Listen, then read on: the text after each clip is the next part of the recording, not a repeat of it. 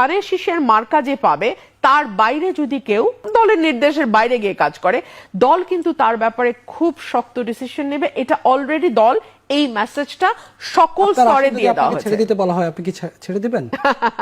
এটা তো একেবারে ব্যক্তিগত প্রশ্ন, এটা তো আপনি করতে পারেন না, এটা ভবিষ্যৎ বলবে। এই প্রশ্নটি আমি শিশির মনিরকেও বলবো, যেহেতু জামাতের পক্ষ থেকে বলা হয়েছে যে 100 আসন ছেড়ে দেওয়া হবে নির্বাচনে, জামাতের সেক্রেটারি জেনারেল বলেছেন। জনাব শিশির মনির, আপনার কাছে আমার প্রশ্ন হচ্ছে যে কাদেরকে আসলে ছেড়ে দেওয়া হবে? যদি এই 100 আসনের ভিতরে আপনার আসনটি পড়ে যায়, তাহলে আপনার প্রতিক্রিয়া কি হবে?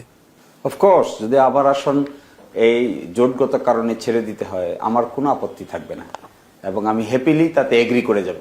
এবং দলগতভাবে যেটা সিদ্ধান্ত নিবে, অবশ্যই আমি সিদ্ধান্তের সাথে একমত পোষণ করব।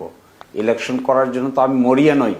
দলীয়ভাবে, কেন্দ্রীয়ভাবে যে সিদ্ধান্ত হবে, এই সিদ্ধান্ত মেনে নিব, কারণ আমরা অত্যন্ত ডিসিপ্লিনড পলিটিক্যাল পার্টি। আমরা মনে করি দলীয় শৃঙ্খলা বোধ হলো আমাদের আদর্শের অংশ। সুতরাং কোনোভাবেই, কোনো কারণেই, কখনোই আমরা দলীয় শৃঙ্খলার বাইরে এক বিন্দু পরিমাণও যাব না।